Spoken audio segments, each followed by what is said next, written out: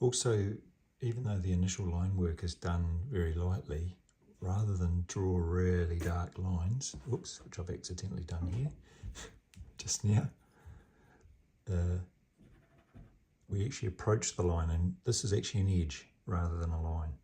Think of it as an edge. So rather than just do a big heavy line this way, we approach it with our shading as best we can. We may have to sort of come in like this a little bit just to cross hatch it.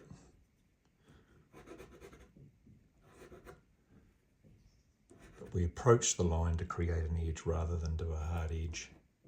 I'm going to have to get my eraser out.